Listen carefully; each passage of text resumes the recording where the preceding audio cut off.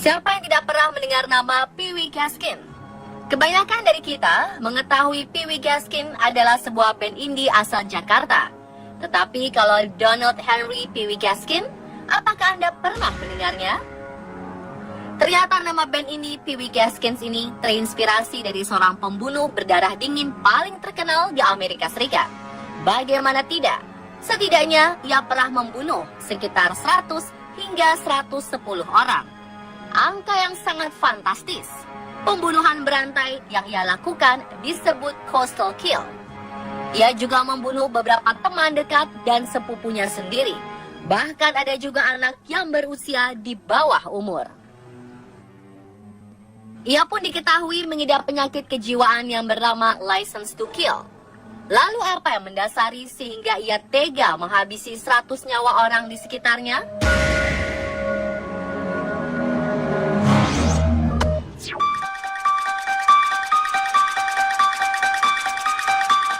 Donald Henry Gaskin.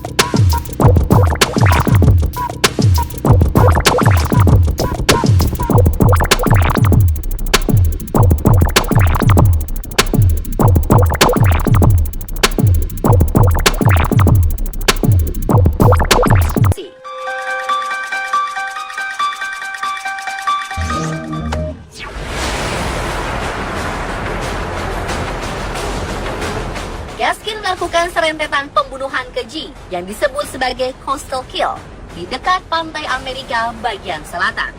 Yang membunuh para korbannya dengan sesuka hatinya secara acak, baik pria maupun wanita. Ia membunuh rata-rata sekali dalam setiap bulannya. Namun korban Pee Wee Gaskins kebanyakan adalah anak-anak dan remaja. Bahkan dia mengaku juga membunuh bayi. Korban pembunuhan coastal kill yang pertama adalah seorang penumpang yang ia siksa dan ia bunuh pada bulan September 1969. Jasadnya ia tenggelamkan di rawa agar tindakan kejinya tersebut tidak tercium oleh pihak yang berwajib. Gaskin mengaku telah membunuh para korban dengan menggunakan berbagai metode, termasuk menusuk, menembak, dan bahkan dia juga memutilasi beberapa korbannya.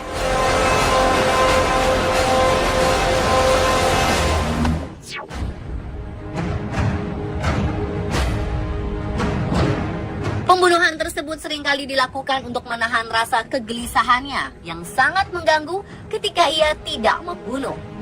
License to Kill berarti kelainan jiwa yang cenderung dinamakan dengan psikopat. Pengidapnya dinamakan sebagai sosiopat. Perilakunya seperti antisosial, tidak memiliki empati, merugikan orang-orang di sekitarnya, dan tindakannya berani sampai tak terkendali. Bahkan bisa dengan sengaja membunuh siapa saja. Dia menyiksa dan membunuh korbannya, namun ia akan membuat korbannya hidup selama mungkin agar ia dapat terus menyiksanya. Itu semua ia lakukan karena masa kecilnya yang suram. Seperti apa masa kecil Pee Wee Gaskin?